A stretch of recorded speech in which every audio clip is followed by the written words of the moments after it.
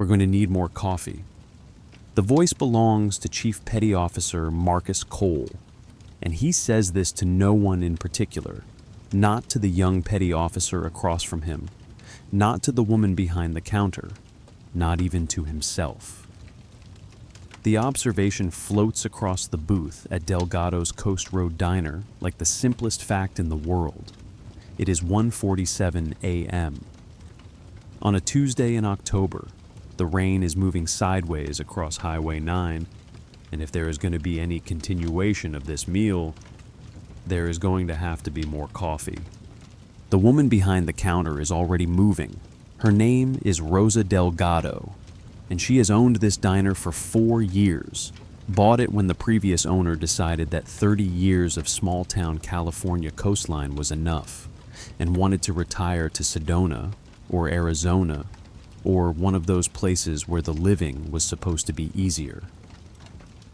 Rosa had lived in Harborview for 30 years herself, and she knew something the previous owner did not, that a diner on Highway 9 was not a profit center.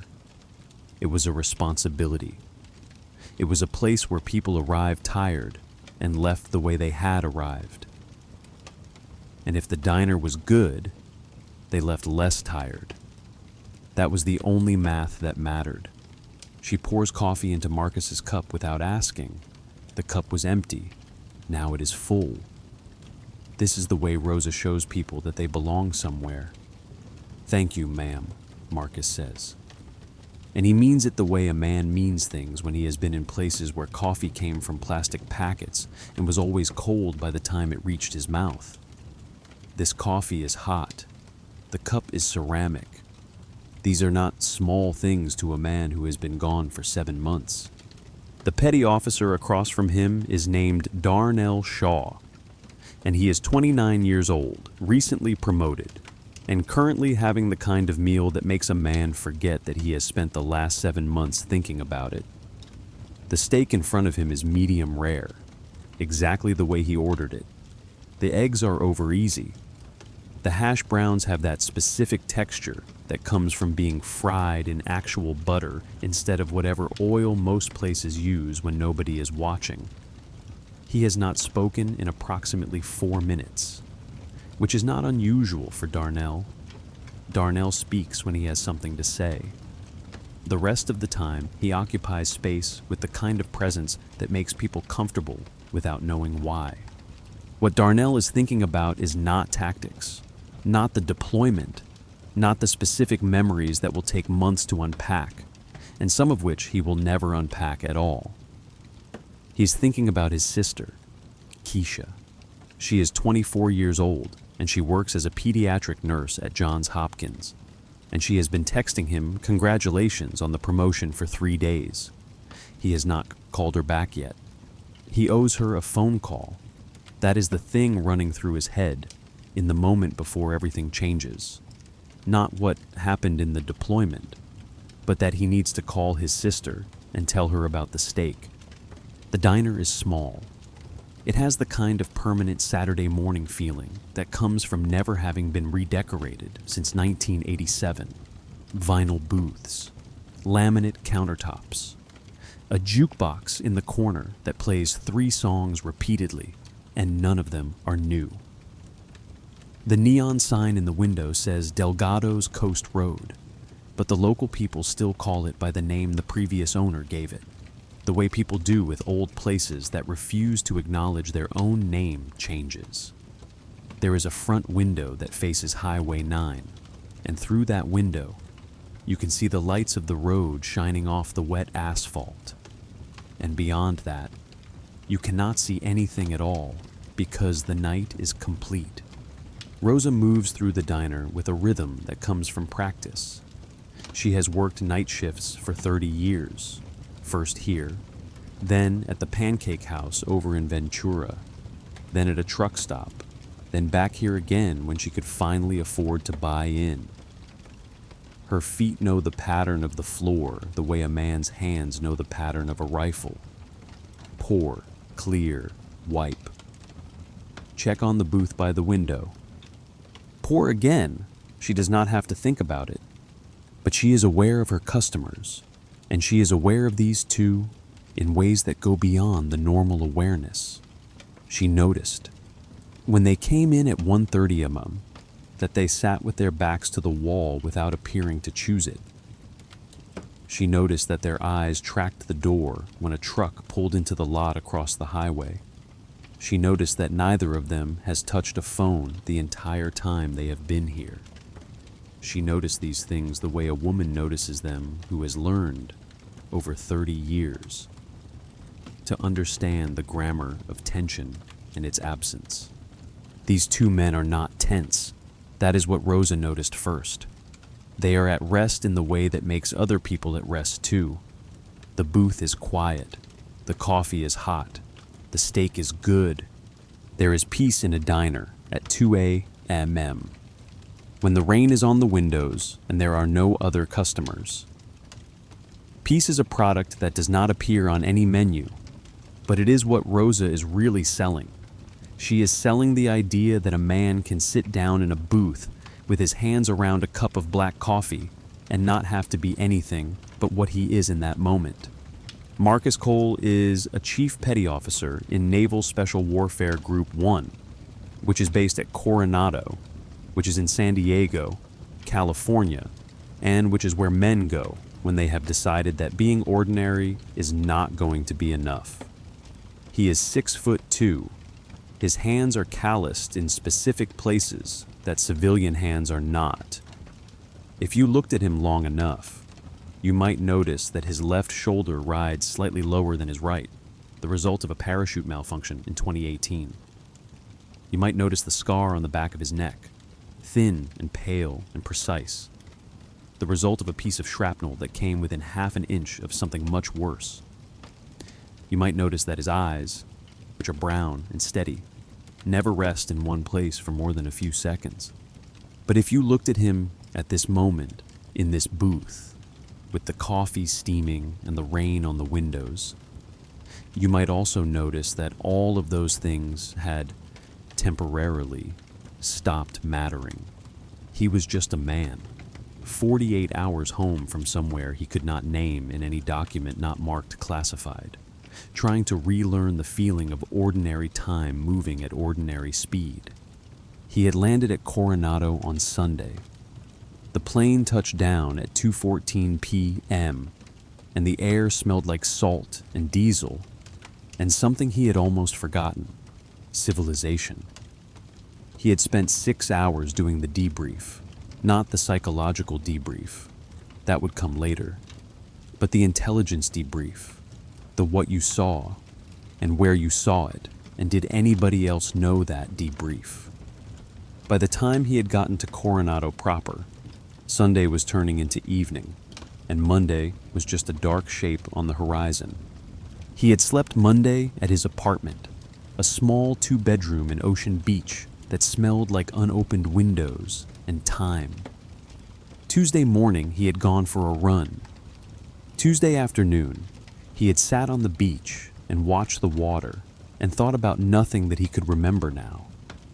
By Tuesday evening, he had decided that what he needed was a diner, something specific and American and permanent, something that would still be there tomorrow. He had been to this diner once before, 2 years ago, with Darnell. Darnell had driven them north on Highway 9 because Darnell had a theory about diners on coastal highways, and his theory was that they were the most honest places in America. The food tastes like what it actually is. The service tastes like what it actually is. There is no pretense. There is just a booth, a cup of coffee, and the night on the other side of the window. "You want me to leave you two alone?" Rosa says now, appearing at the booth. "Or do you want the check?" Marcus looks up from his coffee. "Not for a while yet, if you don't mind." "Suits me fine," Rosa says. "I'm not going anywhere." She moves back to the counter, and Marcus returns to the coffee. He has 9 hours, maybe 10, before he has to be back at Coronado for a 0600 training session. 9 hours to remember what it feels like to not be in a place where every sound carries a specific meaning. The diner can have some of that time. The diner has earned it. Darnell is finishing the last of the steak. He cuts it into a precise piece, the size of a quarter, which is the way he cuts everything, with measurement, with attention. He has a sister, and his sister has texted him a photograph of her nursing school certificate hanging on the wall of her apartment at Johns Hopkins. And she has written, "Look what I did, little brother," and he has meant to call her. But the time zone mathematics have gotten complicated, and now it is Tuesday at 1:47 a.m. on the California side of things, and Baltimore is sleeping, and it would be bad timing to call at 4:47 a.m. So he is sitting in this booth thinking about the steak and thinking about the fact that he is going to call her tomorrow or today. Tuesday is almost Wednesday now. This is the way time works when you have been gone for 7 months. The days are not clear anymore. They are more like shading, like watercolor, like something that might bleed into something else if you are not careful. The rain continues on the windows. The neon sign continues to flicker. Rosa continues to move through her diner with the rhythm of someone who knows that the night is going to continue and that there is a place for her in it, a role to play, a way to be necessary. There are 2 men in the corner booth, and they are eating, and they are safe. That is enough. That is what a diner is. Really, not a business, not a place to make money, a place to be safe. A place to eat something that has been made by hands that are used to making things. A place where the coffee is hot and the night cannot get in, cannot reach you, cannot touch you. Outside on Highway 9, the night is waiting. But inside Delgado's Coast Road Diner, at this moment, at 1:47 a.m. on a Tuesday in October, the night is still outside. The door is still closed. The men are still eating. It should always be this way. The door opens at 2:03 a.m. Officer Travis Holden walks through it the way he always walks through doors, with the kind of authority that comes not from anything he has done, but from the assumption that the authority is owed to him simply because he has decided it is. He is 34 years old. He has been a police officer for 6 years, and before that he was rejected from military service by a psychological evaluation that flagged impulse control issues and an inability to accept authority from anyone he deemed inferior to himself. He wears mirrored aviator sunglasses at 2:03 a.m. on a dark Tuesday when there is no sun to reflect, which is the entire point of the sunglasses. They are his costume. Without them, he's a 34-year-old man with impulse control issues and a badge his uncle got him through the county council. With them, he is something he has decided he is. He surveys the diner, the register, the counter, the booths, the back exit. He is not a stupid man, which is what makes him dangerous. He has learned, over 6 years, exactly how much force he can apply before it becomes documentable. He knows which parking lots the dash cams don't cover. He knows which complaints get filed and which get lost. He has a specific way of using "sir" as a weapon. He says it to people he is about to humiliate, never to people he actually respects. He sees the 2 men in the corner booth, black men, good clothes but not expensive, military bearing, but nothing overt. They are eating. They are not bothering anyone. He walks toward them anyway. Rosa looks up from the register. She knows Travis Holden. Everyone in Harborview knows Travis Holden, the way people know about the current in the ocean at the beach, not because they have encountered it themselves, but because someone they know has, and it is understood to be dangerous. She filed a complaint against him 3 years ago, when he followed one of her teenage customers out to the parking lot and roughed him up for looking suspicious. The complaint was dismissed. She has not filed another one, but she has kept the boy's name written on a piece of paper in her cash register. Diego Fuentes, 17, October 14th. That is the reminder. That is the documentation that nobody else would do. Gentlemen, Holden says, and he uses the word like a weapon, the way he always does, like he is about to humiliate someone and wants them to understand it beforehand. I'm going to need to see some identification. Darnell sets down his fork. The action is slow. The action is deliberate. The action contains in it the entire discipline of a man who has learned that sudden movements in the presence of authority figures can be misinterpreted. This is not his first time. Is there a problem, sir? Darnell's voice is calm, but Rosa, who is watching, can see that the calmness is not a default. She can see him choosing calm. She can see the decision being made in real time. No problem, Holden says. Just a routine check. We've had some reports in the area, a couple of guys matching your description. You understand. Marcus does not set down his coffee. Marcus does not move at all.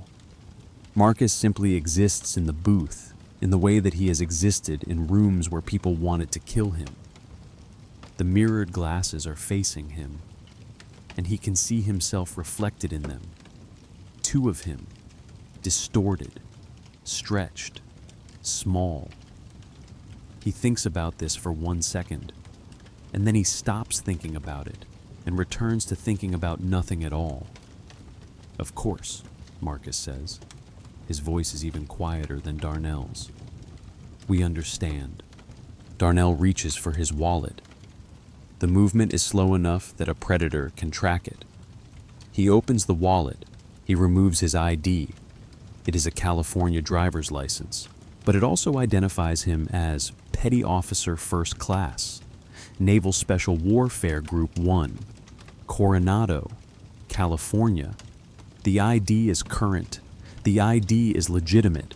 The ID shows a man who has been trained to do things that most people cannot imagine and is young enough still to appear dangerous. Holden takes the ID. He looks at it. He does not hand it back. Where are you headed? He asks. Back to base, Darnell says. We're stationed at Coronado. We came up to get some food. That's all? Stationed at Coronado, Holden repeats. It is not a question. It is a statement. But the way he says it makes it sound like an accusation. You can get food at Coronado. Not this food, Rosa says. Her voice comes from behind the counter, and Holden turns slowly to look at her. His mirrored glasses face her now, and she can see herself in them. One Rosa, then another Rosa, distorted, stretched, small. She has learned, over the years, to not be afraid of this man. Fear is a luxury that business owners cannot afford in small towns. But she has learned to be careful, and the care has made her small in ways that she resents but accepts. I'm sorry? Holden asks. I said, You can't get this food at Coronado, Rosa repeats. This is the place to get it. These men came here to eat. That's why they're here. That's the only reason. Holden does not respond to her. He turns back to Marcus and Darnell. He is still holding Darnell's ID. The gesture is deliberate. The gesture is a control move. He has done it 1,000 times. He has done it to people who did not have lawyers. He has done it to people who did not understand that they had rights. He has done it until doing it became the thing that he did, the way that he moved through the world. I'm going to need to see both of you, he says. I'm sorry, Marcus says, and his voice is even quieter than before. But there's no reason to see anyone. We're having dinner. We have identification. We're not bothering anyone. We haven't broken any laws. And this is the moment where something shifts in the diner. The geometry of the room changes. The light has not moved, and the rain has not stopped. and Rosa has not stepped out from behind the counter. But something in the air has changed. It is the moment when a man who is used to being obeyed encounters a man who is not going to obey him. Holden takes a step toward the booth. He places his hand on the table, not aggressively, but with the kind of weight that a man places on a table when he wants to be sure that everyone understands that he is in control. "Stand up," he says. "No," Marcus says. The word hangs in the air like something that has just shattered. Rosa's hand stops moving. The neon sign flickers. The rain moves sideways against the window. And in the diner, in the small fluorescent-lit room on Highway 9, something fundamental has shifted. "Excuse me," Holden says. "I said no," Marcus repeats. "I'm not going to stand up. I'm not going to do anything. I'm going to sit here and drink my coffee. If you have a lawful reason to detain us, you need to articulate it. If you don't, you need to leave us alone." And Marcus knows, as he says this, that he is stepping across a line. He has spent 16 years in the Navy SEAL teams, 16 years of following orders, of understanding that the structure of command is what keeps things from collapsing into chaos. He understands, in a way that most people do not, the importance of hierarchy and chain of command, but he also understands, in a way that this man clearly does not, that authority is a contract. It is not infinite. It has limits, and those limits exist specifically to protect people like him from people like this. Holden's jaw tightens. You can see it, even through the mirrored glasses. You can see the moment when his understanding of the world, which is that he is always right, always in control, always able to make people do what he wants, encounters a man who has decided that he is not going to participate in that understanding. "I'm going to need to see some ID from your friend, too," Holden says. Marcus reaches for his wallet. His hands are slow. His movements are precise. He removes his ID and sets it on the table. It is also a California driver's license, but it also identifies him as Chief Petty Officer, Naval Special Warfare Group 1, Coronado, California. The ID is current. The ID is legitimate. The ID shows a man who has been trained to do things that would be difficult to articulate and is old enough to understand exactly what the implications of that training are. Holden picks up the ID. He does not look at it. He is looking at Marcus, and Marcus is looking back at him. There is no hostility in Marcus's eyes. There is no aggression. There is simply the clear understanding that Marcus is not going to do what Holden wants him to do, and that Holden is going to have to make a decision about what happens next. "You know what?" Holden says, and his voice is lighter now, the way a voice becomes light when a man is about to do something that he has planned. "I'm going to check these IDs, and you're going to wait right here." He walks to the door of the diner and steps outside. Through the window, Marcus and Darnell can see him standing in the parking lot, his phone to his ear, his mirrored glasses reflecting the light of the street lamp. The rain falls on him, but he does not move. Rosa comes over to the booth. She does not say anything. She simply refills both cups of coffee. The gesture is small, but it carries weight. It carries the message, you belong here. You are right. You are not alone. "How long are you going to be in town?" Rosa asks Darnell. "Just until tomorrow," Darnell says. "We have training at 0600. "Then finish your steak," Rosa says. "Finish your coffee, and don't worry about what he does." But she is worried. And they can see that she is worried. And the worry makes Marcus concerned in a way that he has not been concerned about much in the last several minutes. Because Marcus understands something that most people do not. that the moment when a man with a badge decides to make an issue is the moment when everything changes. And the changes that come after that moment are not necessarily going to be the ones that you predict. Outside, Holden is still on the phone. He is talking to dispatch. He is saying words like possible and matching and outstanding warrant. He is creating a narrative that does not exist, but that, once articulated, becomes real in the system. The system will check and find nothing, but the checking will take time, and the time will give Holden what he wants, which is control. Darnell finishes his steak. He does this with the same precision that he does everything else. He cuts it into pieces. He eats it. He sets down his fork. The ritual is complete.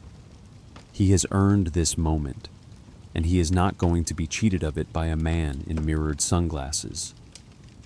But the quiet in the diner has changed. It is no longer the quiet of peace. It is the quiet of waiting. The quiet of a room that knows something is coming and is holding its breath in anticipation. Holden comes back into the diner at 2:09 a.m. He's no longer alone. Sergeant Paul Diaz is with him. Diaz is 41 years old, a 14-year veteran. And he looks tired in the specific way of a man who has learned that the cost of speaking up is always paid by the person who speaks. He is not corrupt. He is simply tired. He has been watching Holden for 2 years and has done what many people in his position do. Nothing formally, but nothing enthusiastically either. So here's the thing, Holden says, and his voice is different now, almost conversational, almost friendly. This is the voice of a man who believes he has won, who believes that the structure of authority and the machinery of law enforcement are on his side. We're going to need you to step outside. Why? Marcus asks. Because I'm asking you to. Holden says, that's why. Diaz is standing behind Holden, and he is watching the interaction with an expression that suggests he has seen this before, which he has. He has seen Holden do this maybe 300 times in the last 2 years. Step into a place. Find a person who is not white, or not well groomed, or not properly deferential. Create a reason to escalate. Watch the person's life become complicated. But Diaz has never seen a person not move when Holden told them to move. I'm going to stay here, Marcus says. I'm not obligated to go anywhere. I haven't broken any laws. Holden's jaw tightens again. You can see the muscle working under his skin. The mirrored glasses catch the fluorescent light and throw it back into the room like an accusation. I think you're confused, Holden says. I'm a police officer. You're going to do what I say. And what I'm saying is that you're going to stand up and you're going to walk outside and you're going to cooperate with me. Now. Marcus sets down his coffee cup. The action is deliberate. The action is slow. Marcus is a man who has learned that speed can be misinterpreted as threat. He stands up. His hands are empty and visible. He does not reach toward his waistband. He does not make any sudden movements. He simply stands up the way a man stands up when he has been sitting down and is now ready to be standing up. Darnell also stands. He has not been addressed, but he understands that what is happening to both of them, and he is not going to let Marcus face it alone. Hands where I can see them, Holden says. Both men raise their hands to shoulder height. Both men keep their hands open and empty. This is the posture of compliance. This is the posture of men who understand that they are in a situation that can become worse very quickly and who are trying to keep it from becoming worse. Outside, Holden says. They walk toward the door. Rosa is standing behind the counter, and her hands are shaking, and she is reaching for her phone. Diaz sees her reaching, and something in his face shifts. Not much, but enough that Rosa stops and simply watches as the two men in military neat clothing and the officer with the mirrored glasses walk out into the rain. The parking lot of Delgado's Coast Road Diner is a rectangle of asphalt surrounded by the darkness of the night. There is one light, a street lamp that casts everything in a shade of orange that makes the world look like an old photograph. There are 3 cars in the parking lot: Marcus's truck, Darnell's truck, and Holden's patrol car, parked across 2 spaces with its light bar off. "You have outstanding warrants," Holden says. "No, we don't," Marcus says. "That's what the system is saying," Holden says. And this is a lie. And everyone knows it is a lie. But Holden is not concerned with whether people know he is lying. He is concerned with the fact that he has the power to say it, and that saying it creates doubt, and that doubt creates opportunity for him to do whatever he wants to do. "Check again," Marcus says. "I don't think I will." Holden says he is smiling now. The smile is not friendly. The smile is the smile of a man who has found his equilibrium, who understands that he is in control, who is about to do something that will confirm that understanding. He pulls out a taser. The taser is a Taser X2, which is a device that uses electrical current to incapacitate people. It is a weapon, and it is a weapon that Holden has used many times on people who were not armed, on people who were complying, on people whose only real crime was that they were in a place where Holden felt disrespected. "You're under arrest for resisting arrest," Holden says. "For what crime?" Marcus asks. "I'll get to that," Holden says, and he fires the taser. The cartridge leaves the device and travels through the air in a small arc, and the probes hit Marcus in the chest, and the electricity begins to flow. Marcus's body convulses. His muscles contract involuntarily. His nervous system is overridden by the electrical current, and for a moment, he is not in control of his own body. Darnell moves to help him, and this is where everything accelerates. Because Darnell is moving, and Holden is seeing threat, and the taser is already fired once. So Holden drops it and goes for his service weapon. And there is a moment, a specific, particular moment, where it becomes clear that this situation is about to become much worse than anyone in the parking lot expected it to be. But it is at this moment that Diaz steps forward. Diaz does not say anything. He simply positions himself between Holden and Darnell. He is not heroic. He is not aggressive. He is simply a tired man who has decided that he is not going to watch this happen. He is going to stand in the way. "We're done here," Diaz says. "Excuse me?" Holden says. His hand is still on his service weapon. His face is red now, flushed with adrenaline and the understanding that his authority is being challenged, not just by the men he is trying to arrest, but by his own sergeant.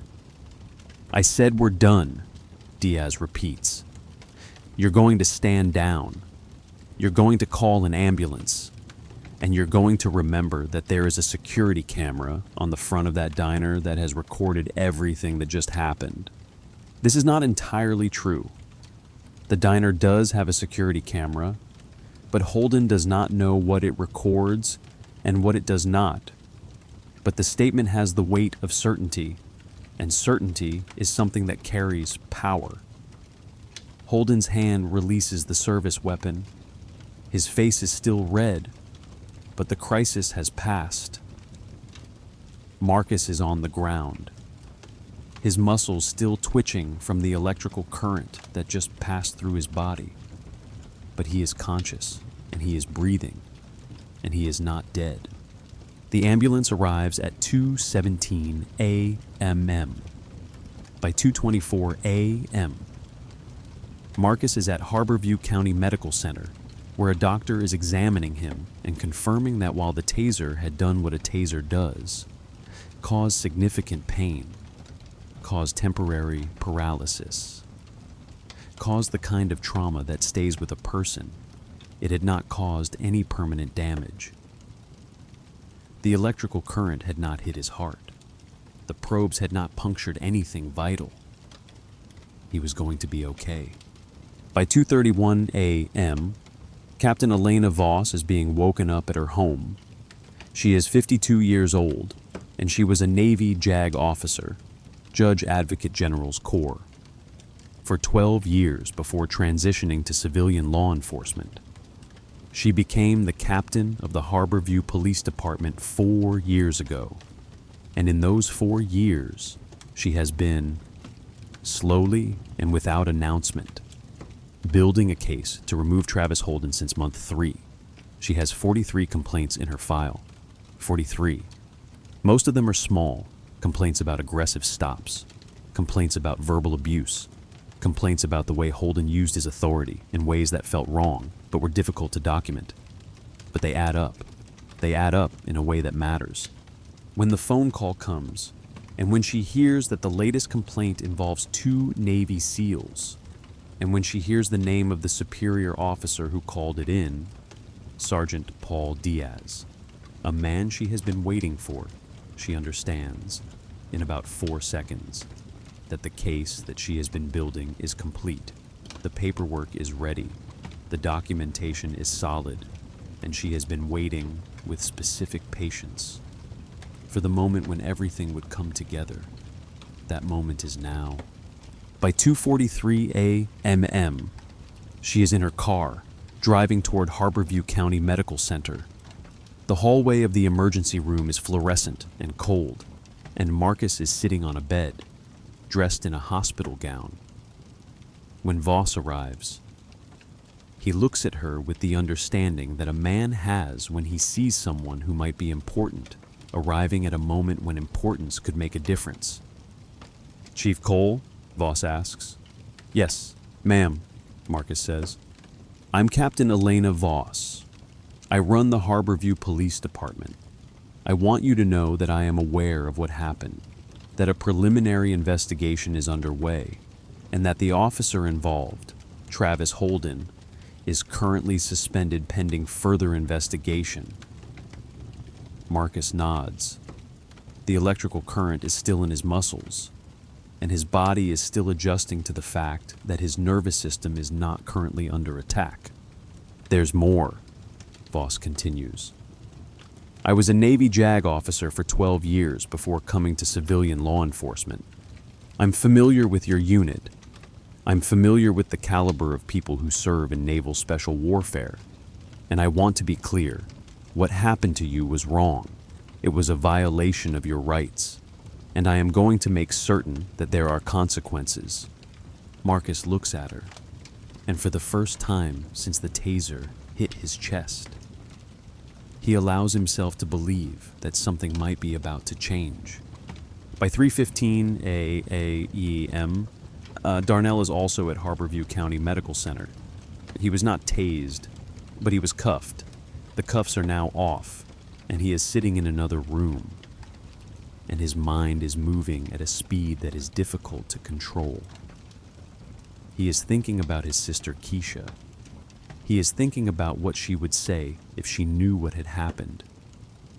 He is thinking about the way the electricity had moved through Marcus's body, and the way it had felt to be completely helpless to stop it. By 4:30 a.m., a lawyer arrives. Her name is Rebecca Mendez, and she is a civil rights attorney who Voss has called. Mendez is lean and sharp and moves the way a woman moves who has learned that motion is better than stillness when there is injustice to address. "We have everything we need," Mendez says. She is speaking to Marcus and Darnell in a small conference room in the hospital. The security footage from the diner, the testimony from Sergeant Diaz, the medical evidence of the tasing. We can move forward with criminal charges against Holden, and we can also file a civil suit against the city. The combination should be enough to send a message. "What kind of message?" Darnell asks. The kind that says, "This is not how we do business," Mendez says. And Marcus, listening to this lawyer speak with such certainty, begins to understand that the evening in the diner, the 7 months of deployment, the long ride home, the simple desire to sit in a booth and drink coffee, has become something larger than just an evening. It has become a moment where the machinery of power is going to be examined and, if Voss and Mendez are successful, adjusted.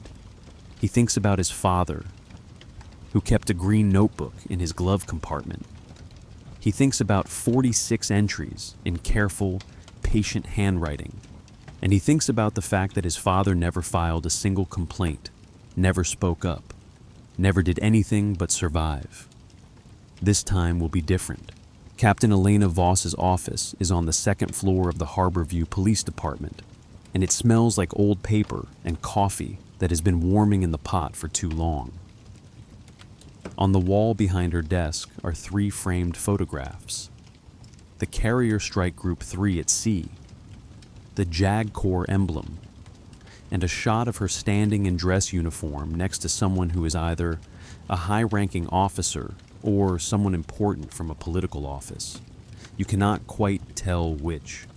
The file in front of her is labeled Travis Holden Complaint Record, and it is substantial. It runs to 43 separate complaints over 6 years. The first complaint came in month 4 of his employment, and the most recent complaint came in week 1 of the current investigation into the diner incident. Each complaint follows a similar pattern: an allegation of excessive force, aggressive behavior, or verbal abuse. Each complaint is followed by an investigation. Each investigation concludes with the determination that there was insufficient evidence, or the officer's actions were consistent with department policy, or some variation on the theme of, "We have looked into this and decided that nothing is wrong here." 43 times, someone has raised their hand and said that Travis Holden did something that felt wrong. 43 times. The machinery of law enforcement has taken that complaint, examined it, and returned it with a rubber stamp that says, "Dismissed." Voss knows this because she has read each complaint personally. She has read them multiple times. She has made notes in the margins. She has flagged patterns. She has documented the patterns using a software program that is designed specifically for tracking potential problems with individual officers. The software is called EARLY, which stands for Early Assessment and Review Logistics for years. And it is designed to flag officers who are demonstrating a pattern of behavior that suggests they should not be carrying a badge. Travis Holden's file is red. Red means critical.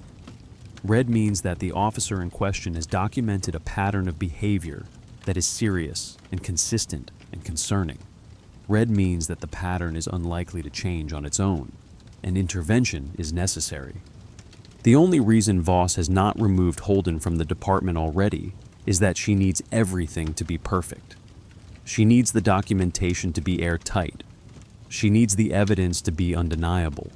She needs the video, the witnesses, and the legal framework to all align in such a way that when she moves against Holden, there is no possibility of him claiming that he is being treated unfairly or that his removal is politically motivated.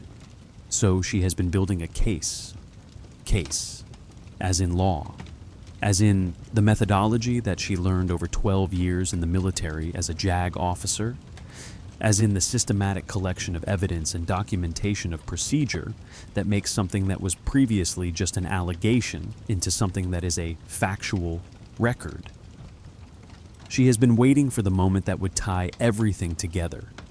And that moment, a taser in a parking lot at 2:09 a.m. on a Tuesday in October, may have just arrived. At 8:30 a.m. on Wednesday morning, Voss is in her office with Sergeant Paul Diaz. Diaz looks like a man who has not slept, which he has not. He has been awake for the entire night, thinking about the moment when he stepped between Holden and Darnell, thinking about what would have happened if he had not stepped forward, thinking about the 30 years he has left until retirement, and what it means to have finally decided that enough is enough. "Tell me what happened," Voss says. Diaz tells her. He tells her about the stop at 2:03 a.m. He tells her about the request for ID.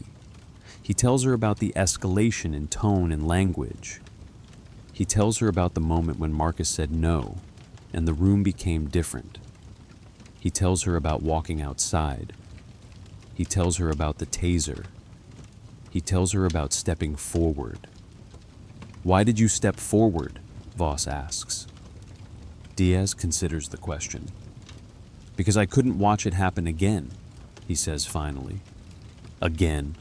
Voss asks. And even though she knows the answer, because she has read 43 complaints, she wants to hear it from him. "I've watched him do this 50 times. Diaz says 100 times. He finds someone. He decides they're the wrong kind of person, and he makes it worse and worse until they have to do something that looks like resistance, so he can arrest them for resisting arrest. And nobody ever says anything. And I've never said anything. I just did my job and went home and told myself that it was not my problem." "But this time?" Voss asks. "This time," Diaz says, "I was standing there looking at 2 Navy SEALs eating dinner, and I understood that this man was going to tase a Navy SEAL in a parking lot because that Navy SEAL had said no to him.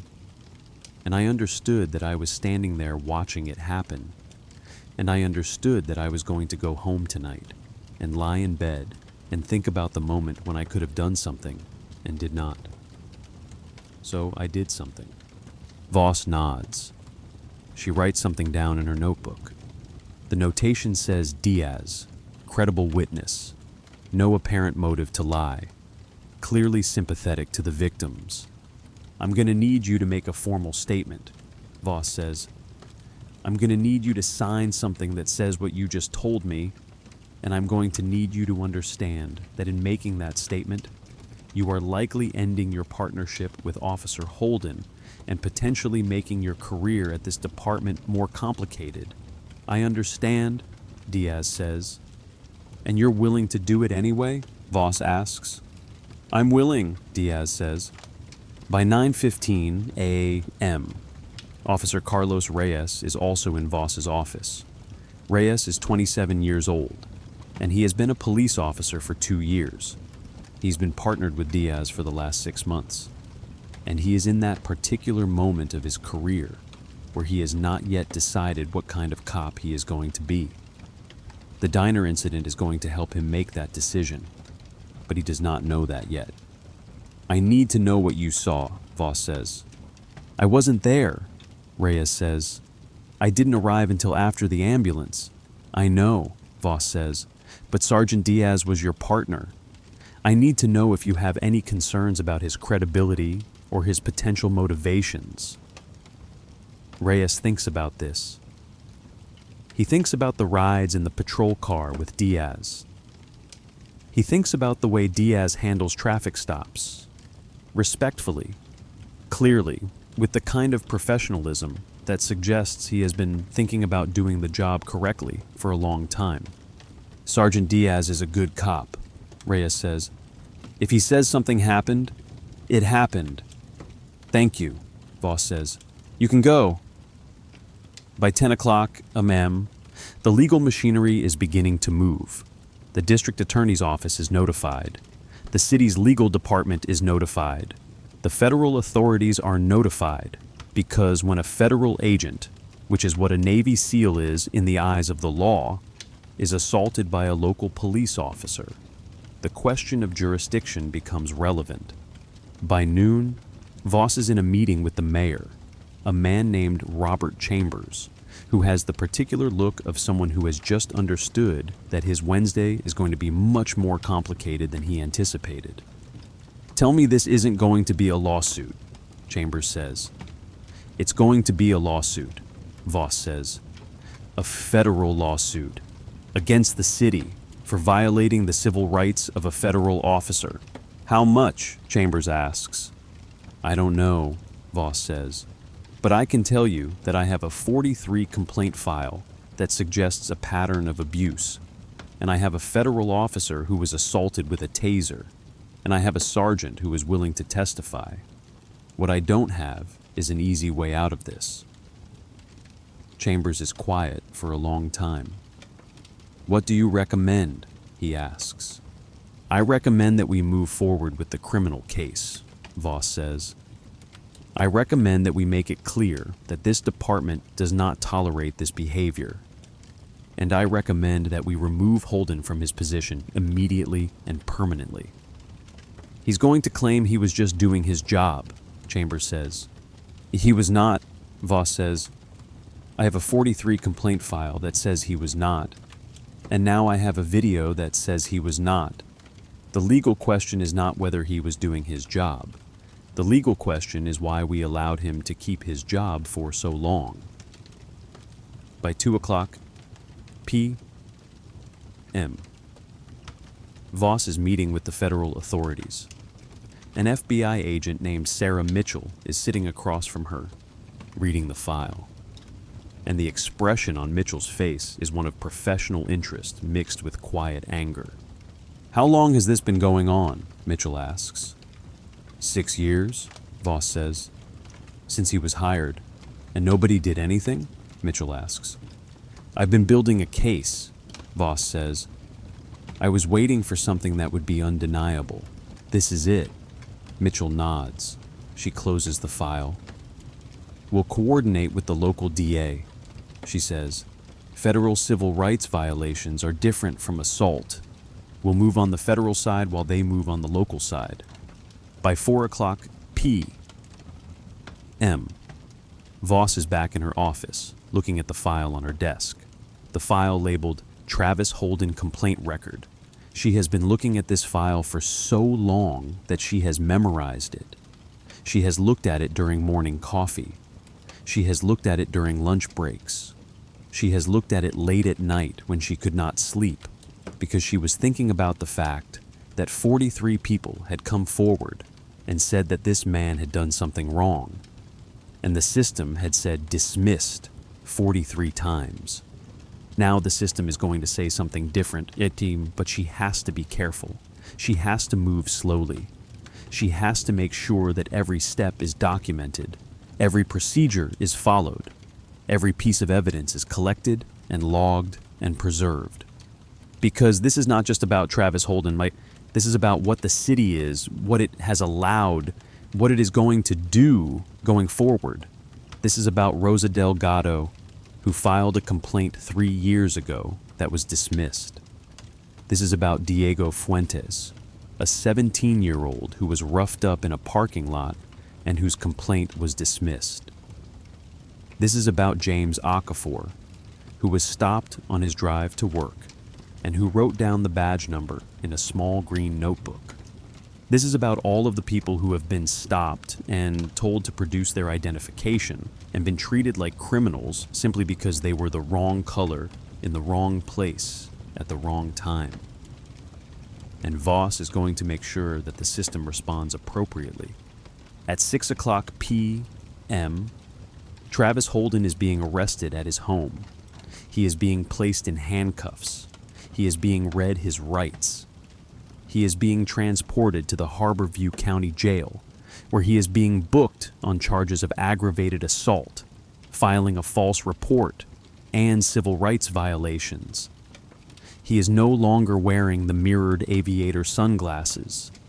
Without them, he is just a 34-year-old man with impulse control issues and a badge that is about to be taken away. The trial of Travis Holden begins on a cold Monday in March. 6 months after the incident at Delgado's Coast Road Diner, the courtroom is in Harborview County Superior Court, and it is packed with people who have come to watch. Some of them are citizens. Some of them are journalists. Some of them are people who have filed complaints against Holden and who have come to see what happens when someone finally listens.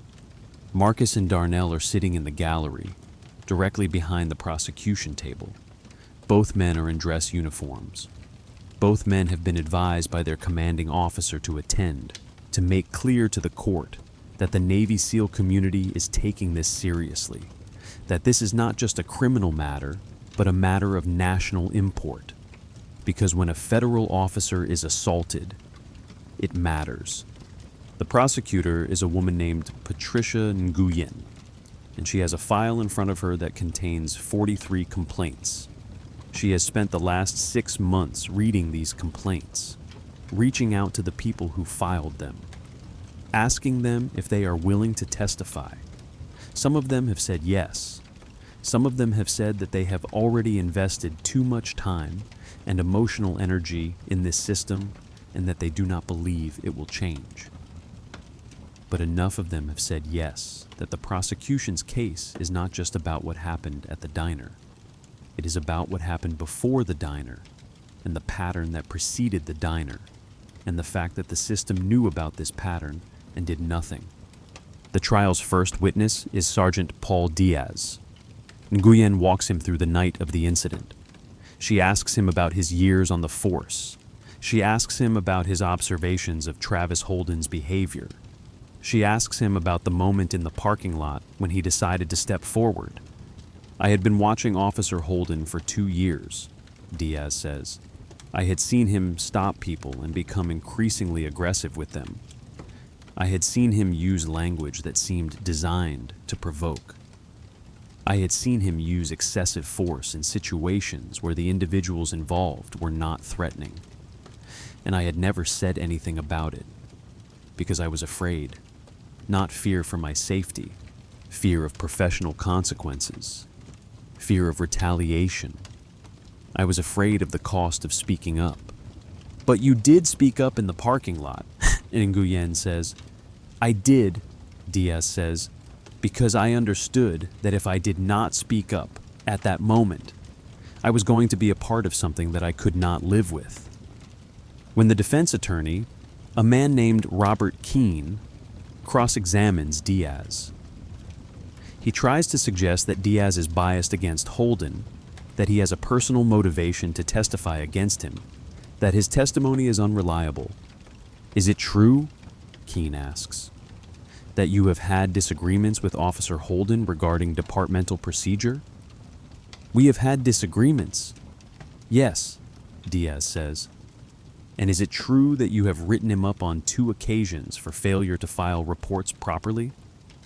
He failed to file reports properly, Diaz says. That's why I wrote him up. So you have a history of conflict with the officer, Keene says. I have a history of expecting the officer to follow department policy, Diaz says. If that has created conflict, then yes, I acknowledge the conflict. The second witness is Officer Carlos Reyes.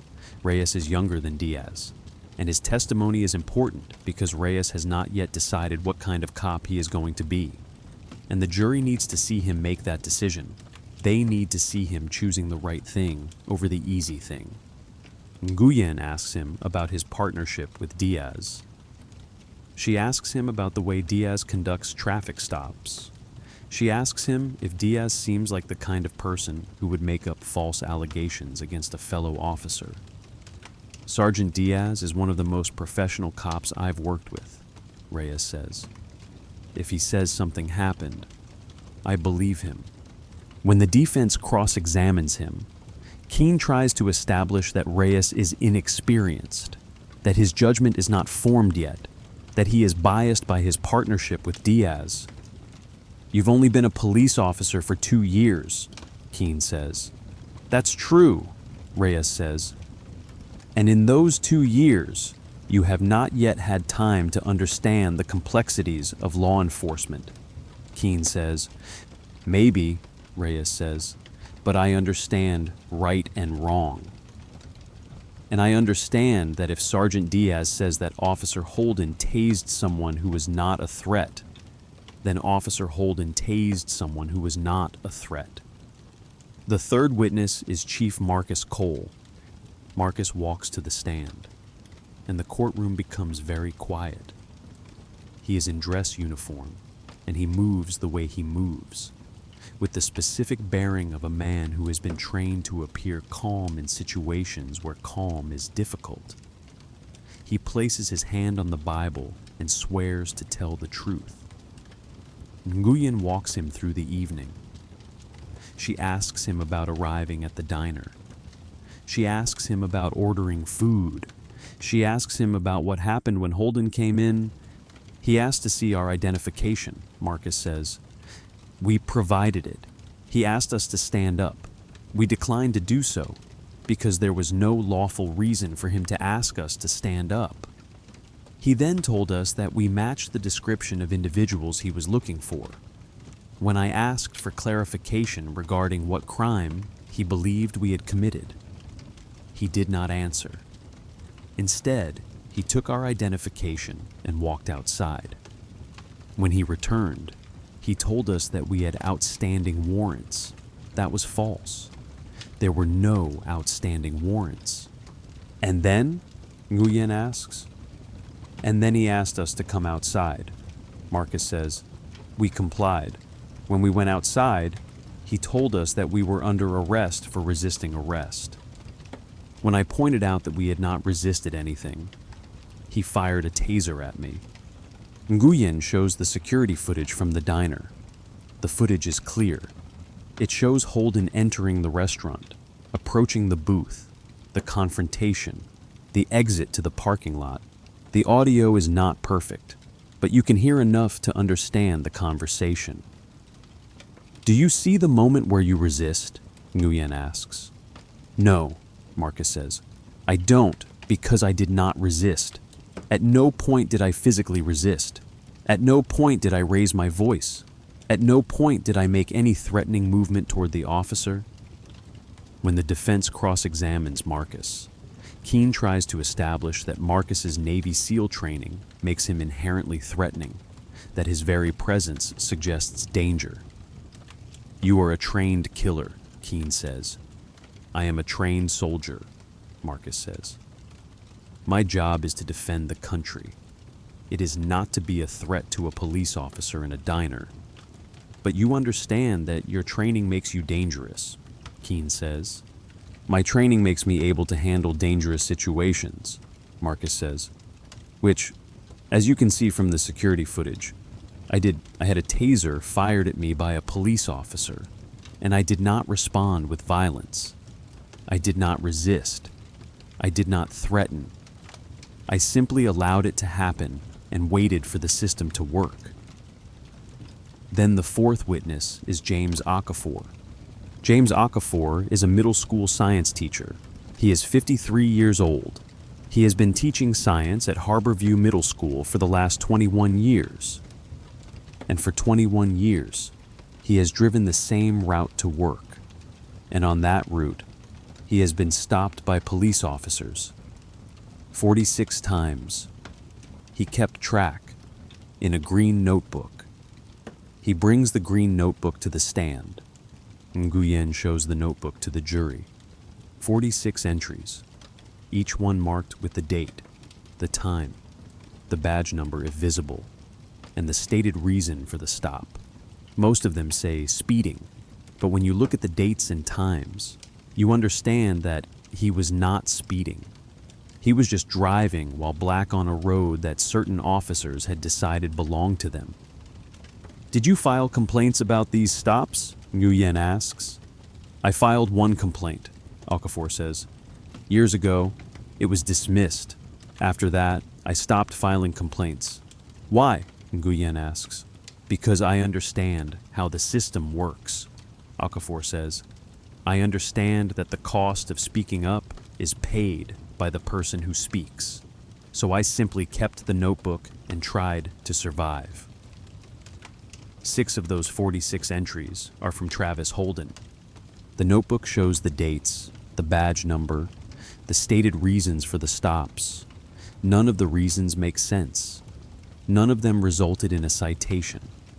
All of them resulted in the stop itself being the punishment, the public humiliation, the delay, the understanding that you are not safe on the road to your work. These 6 entries, Nguyen says, holding up the notebook. are from a police officer who will sit in this courtroom and tell you that he was simply doing his job. But what was his job? To stop a teacher on his way to work 6 times. To subject him to 6 traffic stops that did not result in any citation or any charge. To make clear to him that he was not welcome on his own road. When the defense cross-examines Okafor, Keene tries to suggest that the notebook is not reliable, that the dates might be wrong, that the teacher might be misremembering. These entries are from 2009 through 2015, Keene says. How can you be sure of the dates? Because I wrote them down the day they happened, Okafor says.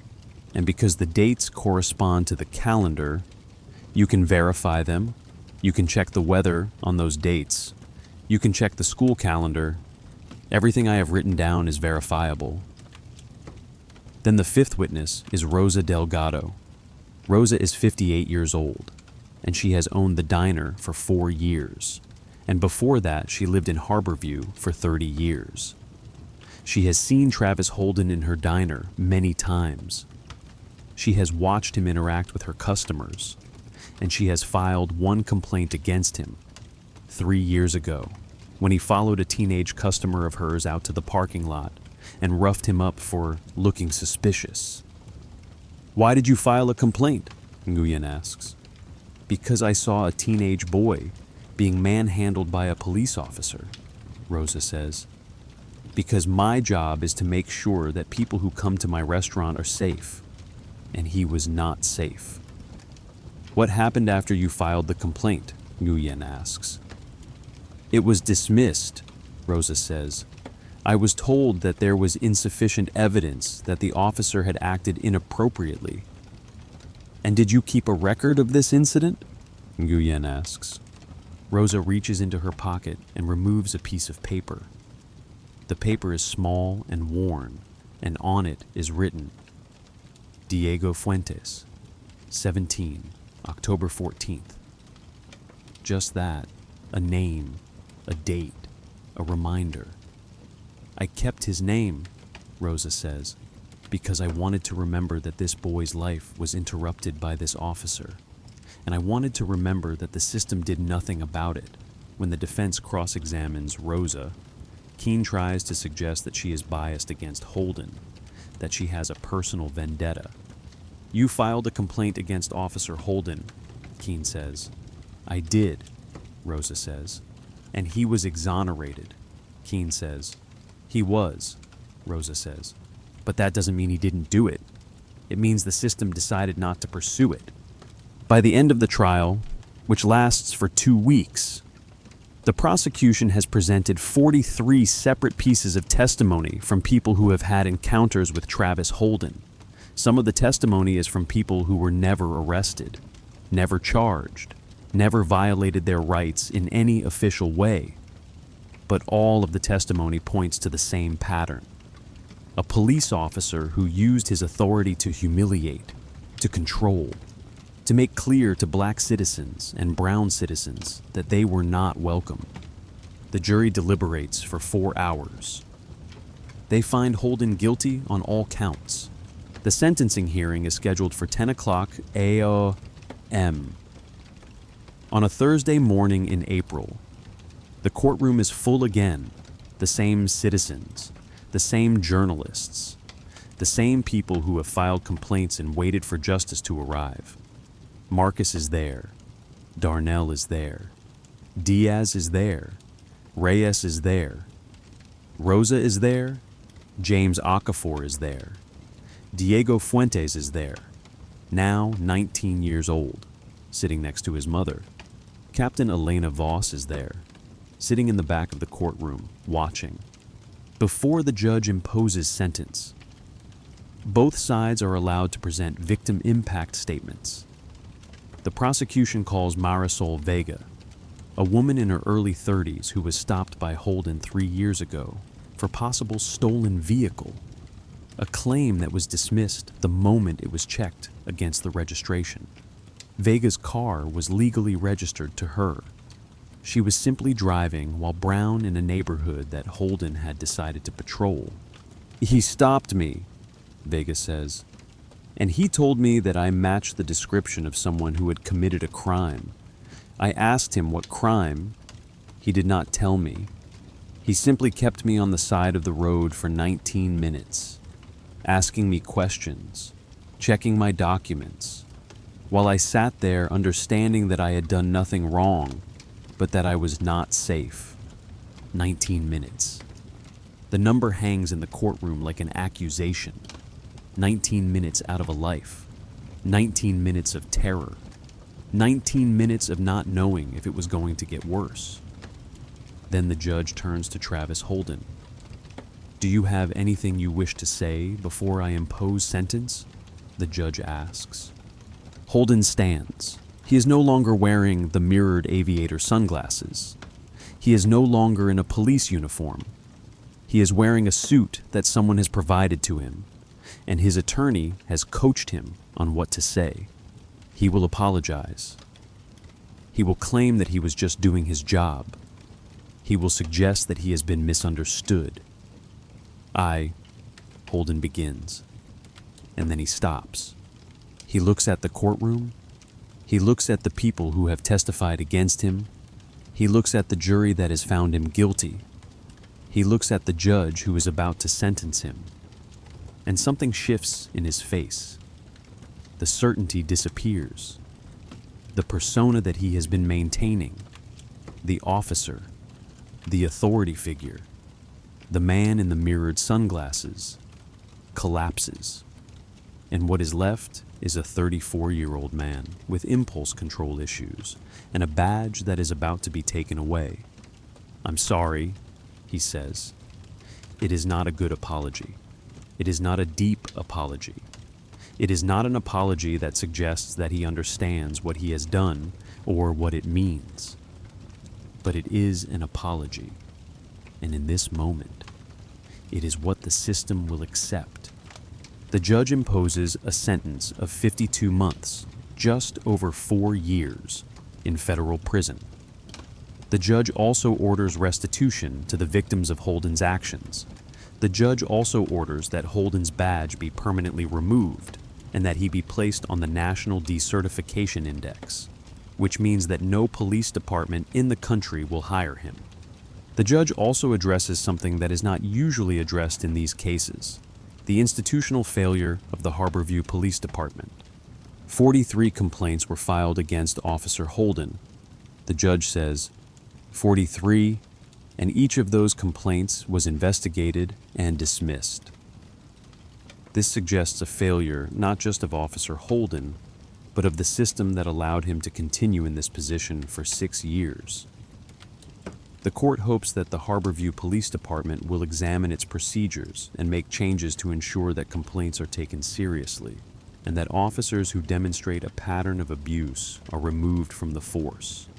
Captain Voss listens to this, and in her face, you can see the moment when she understands that she has been validated, not because the court has praised her, but because the court has acknowledged that there is a problem. And that problem is not just one bad officer. The problem is a system that allowed that officer to continue.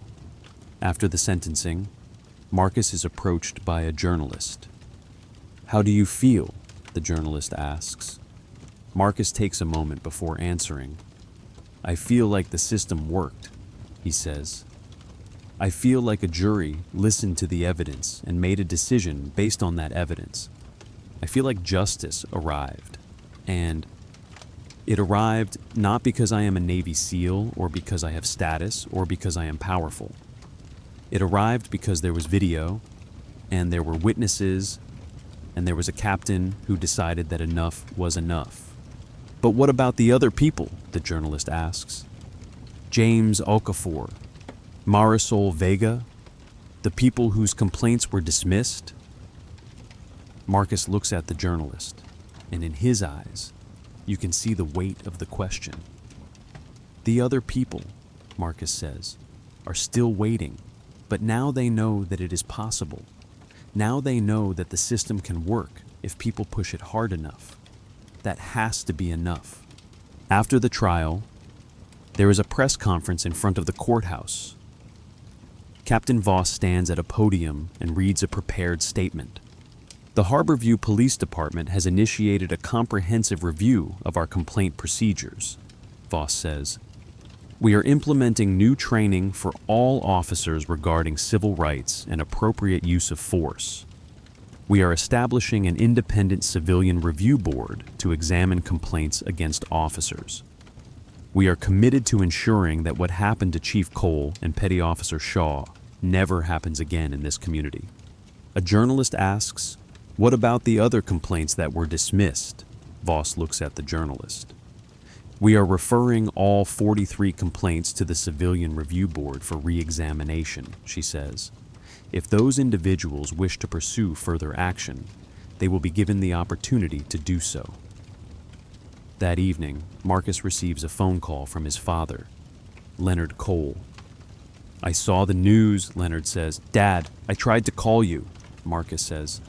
"I know," Leonard says. "I was giving you time, but I saw the news, and I wanted to tell you that I'm proud of you." Marcus does not know what to say to this. His father has never said that he is proud of him before, not in those exact words. His father has said, "That's good work," and "I'm glad you're doing well," and other fatherly things, but he has never said, "I'm proud of you." "Thank you, sir," Marcus says. "And I wanted to tell you something else," Leonard says. "I wanted to tell you that I kept the notebook because I was afraid to let it go. Because if I let it go, I would have to admit that I had spent 21 years accepting something that I should not have accepted. But you showed me that there's another way. You showed me that you can actually push back. You can actually make it change. I had help," Marcus says. "I had Captain Voss, I had Sergeant Diaz, I had a video camera, I had a lot of luck." "Yes," Leonard says, "but you also had the willingness to say no. The willingness to sit in a booth and drink coffee and refuse to be treated like you were something less than human. That's something I never had. That's something you gave me." After the phone call, Marcus sits alone in his apartment, looking out the window at the ocean. The ocean is the same ocean it was before the diner. The sun is setting the same way it was before the diner. The world has not changed in any fundamental way, but Marcus has changed. He understands now that the green notebook is no longer his responsibility. The green notebook is Captain Voss's responsibility, the weight of it, the documentation of it, the carrying of it, that has been transferred to someone who has the authority to do something with it. And that is enough. That is not everything. It is not justice in the way that some people would define justice. It is not redemption. It is not transformation. It is simply the weight finally in the right hands, finally being carried by someone who can do something with it. The aftermath of the trial extends beyond the courtroom. The Harborview Police Department undergoes changes that would not have happened if the trial had not forced the issue. The Civilian Review Board is established. The new training is implemented. The complaint procedures are rewritten. Officers are required to attend workshops on civil rights and cultural competency. Some officers attend these workshops with the understanding that something fundamental has shifted, and they need to change with it.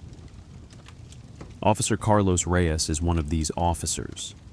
He sits in the workshops and takes notes, and he begins to understand what kind of cop he is going to be. He is going to be a cop who believes that the badge is a responsibility, not a privilege. He is going to be a cop who remembers the trial and the 43 complaints and the way that Holden's certainty collapsed when he was forced to confront what he had done. Reyes will, 18 months later, be the key witness in a civil trial involving another officer who is demonstrating similar patterns of behavior, and Reyes will testify without hesitation, because he learned from Voss and Diaz that the cost of speaking up is less than the cost of staying silent. Sergeant Paul Diaz takes a promotion to lieutenant. He no longer works directly with patrol officers. He now oversees training and procedure. He uses his position to make sure that the things that allowed Travis Holden to exist for 6 years without consequence do not exist in the same way anymore. Captain Elena Voss receives a commendation from the city council. She does not seek media attention. She does not give interviews about her role in bringing down Holden. She simply returns to her office and continues the work of running a police department. But in her office, the complaint file that was labeled Travis Holden is now a case study. It is used in training. It is used in workshops. It is used to teach new officers about the consequences of abuse. Rosa Delgado expands her diner. She uses some of the settlement money from the civil suit against the city to renovate the space. She adds 2 new booths. She hires a cook so that she is no longer working the night shift alone. Diego Fuentes, the teenager who was roughed up in her parking lot, gets a job there as a busboy. He comes in on Tuesdays and Thursdays after school, and he does his homework in one of the new booths, and Rosa brings him coffee and refills it without asking, which is the way she has always shown people that they belong somewhere. James Okafor continues teaching at Harborview Middle School. The green notebook is no longer in his car. He gave it to Captain Voss after the trial, and Voss has it in her office now. And it serves as a reminder of what happens when the system fails the people it is supposed to protect. But something else has changed for Okafor. After the trial, after his testimony, after the city has been forced to acknowledge that something was wrong, his traffic stops decrease. Not to zero. Statistics suggest that traffic stops of black drivers are always slightly more frequent than traffic stops of white drivers. But the stops that are motivated by pure prejudice, the stops that are clearly pretextual, the stops that are designed simply to humiliate, those stops decrease. And that is not everything. That is not justice. But it is something. It is a change. It is evidence that the system can move when it is pushed hard enough. Marcus Cole returns to Coronado. The deployment is scheduled for 7 months after the trial, and he is prepared to go. But before he leaves, he does something that his father suggested. He sends the green notebook to Captain Voss, not because he no longer needs it. He no longer needs it, but because it belongs somewhere. It belongs in a place where someone can do something with it. He writes a letter to accompany the notebook. Captain Voss, the letter says, my father kept this notebook for 21 years. He recorded 46 traffic stops, each one marked with a date and a badge number. He never filed a complaint. He never spoke up. He simply survived. I'm sending you this notebook because I want you to know that survival is not justice. Survival is what you do when justice is not available. My father chose survival because he did not believe that the system could change. I choose to believe that the system can change. I choose to believe that because you showed me that it could. Voss reads this letter in her office, and something in her face shifts. She takes the notebook and places it in a frame, and she hangs the frame on the wall behind her desk, next to the photographs of the carrier strike group and the JAG Corps emblem and the person who is either a high-ranking officer or someone important from a political office. The notebook becomes part of the Harborview Police Department's training curriculum. New officers see it during their orientation. They see the 46 entries. They understand the story that it tells. And they understand that they have the opportunity to be different from the officer who made those stops. Darnell Shaw calls his sister Keisha every Sunday night. He tells her about the trial. He tells her about the steak at Rosa's diner. He tells her that doing the right thing is like doing math. It costs something. And the question is which cost you can live with. Keisha becomes a pediatric nurse specializing in trauma. She treats children who have experienced violence. She treats children who have experienced abuse. And she understands, because her brother told her, that trauma is something that has to be handled with care and attention, and the understanding that healing is not fast. Darnell is promoted to lieutenant commander. He moves to Naval Special Warfare Group 2, based in Virginia. But every time he comes to California, he drives up Highway 9 to Delgado's Coast Road Diner, and he sits in the corner booth, and he orders a steak. And he remembers the night when everything changed, the night when Marcus said no, the night when a room became different, the night when the machinery of power was examined, and for a moment, adjusted to something more fair. 7 months after the sentencing, a Tuesday morning in late autumn, Darnell Shaw walks into Delgado's Coast Road Diner at 1:53 a.m. He is alone this time. Marcus is on deployment, somewhere he cannot name. Darnell is off base for 4 days, staying with a friend in San Diego. And he made the drive up Highway 9 because he has been thinking about the steak for approximately 3 months, and because there is something he wanted to check. Rosa is behind the counter. She looks at him for a moment when he comes in, not recognition immediately, then recognition. "You were here," she says, not a question. "Yes, ma'am," Darnell says. She pours coffee before he asks. He sits in the same corner booth. The scuff on the table edge is still there. He orders steak and eggs. While he waits, he looks at the cash register. He can see, from where he is sitting, that there is something tucked in behind the drawer, not a piece of paper. A postcard. On the postcard is a photograph of a beach at sunrise. On the back of the postcard is a message in handwriting that is not Rosa's. "Diego Fuentes," it says, "now attending San Diego State. Full scholarship. Thank you for believing in me." Darnell does not ask about it. It is not his to ask about. When the food comes, Rosa sets it down and then, without preamble, asks, "The one you called, your captain, does she know what she did for this town?"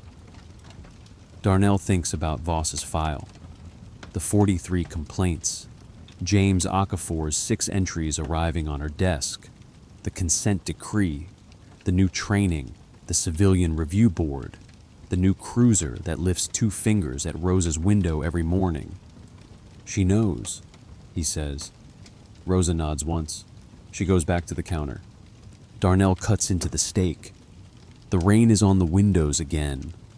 The neon sign flickers. The coffee is the same coffee. There is no one pointing a taser at anyone. There are no mirrored sunglasses at 2 a.m. There is just a diner that is now, again, the thing it was always supposed to be. A warm room on a dark highway where someone will pour you coffee and let you eat in peace. Diego Fuentes is sitting in one of the booths, doing homework. He is 19 now, and he is preparing for his midterms, and he has a future that is no longer going to be interrupted by an officer with impulse control issues. He looks up from his chemistry textbook and waves at Darnell, and Darnell waves back. And there is understanding in that exchange. Understanding that this place is safe, that this place is protected, that this place belongs to all of them. Rosa comes by and refills his coffee without asking. Outside. On Highway 9, the night is quiet. It should always have been. The evening after Holden's sentencing, Marcus is back at Coronado. He is on the tarmac, not preparing for a deployment, just standing at the edge of the lot at the end of a training day. Looking out at the Pacific, Darnell finds him there. They stand together for a while without talking, which is a thing they are comfortable with after 7 months and many thousands of miles of it. Did you see the sentencing? Darnell asks. I saw it. 52 months. Yes. A pause. The sound of the ocean. A distant helicopter. James Okafor, Marcus says. Darnell recognizes the name. Marcus told him about the notebook, the 6 entries, the parallel with his father, a week after returning from Savannah. Captain Voss's office called me this morning. They're going to refer the cases from his complaint file to the Civil Review Board. All 6 of them. Darnell is quiet for a moment. Does he know? Her office is calling him this week. Another pause. Darnell looks out at the water. Keisha asked me, Darnell says, what it felt like. Not the diner specifically, just what this feels like. All of it. What did you tell her? I told her it felt like doing the math. He pauses. She's a nurse. She understood that. Marcus looks at him. What math? The math of what it costs to do the right thing versus what it costs not to? Darnell pauses. The answer's the same. It always costs something.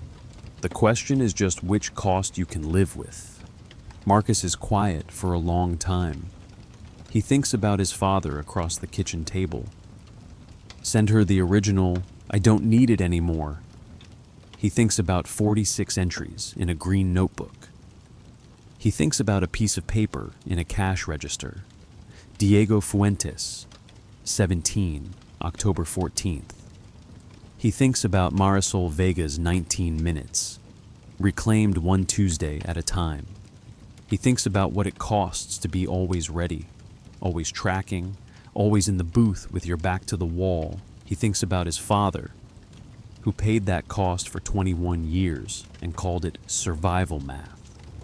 He thinks about tonight, on this tarmac, where he is standing in the evening air without tracking any exits and without his hands anywhere near anything.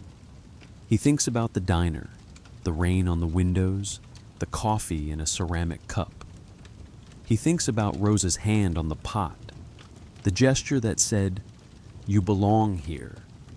He thinks about Holden's mirrored sunglasses and the way they reflected everything except the truth. He thinks about the jury taking 4 hours to decide that Holden was guilty. He thinks about the judge saying that 43 complaints represent a failure of the entire system. He thinks about Voss's file, the documentation, the evidence carefully collected and preserved.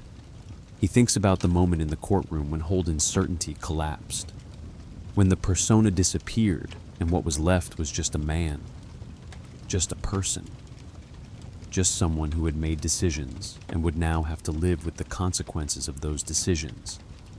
You're right, Marcus says. It's always the math. Darnell nods. He checks his watch. Brief in 20. They turn away from the ocean. They walk back across the tarmac. Marcus does not look back. He does not need to. The ocean is still there. Harborview is still there. Rosa's diner is still there. Voss is in her office. Diaz is on patrol. Reyes is eating a sandwich somewhere. Diego Fuentes is doing his homework. The notebook is with Captain Voss now. Leonard Cole said he didn't need it anymore. That is the closest thing to resolution that this kind of story ever arrives at. Not justice delivered cleanly, but weight finally in the right hands. Finally being carried by people who have the authority to do something with it. It is enough. It is not everything. It is enough.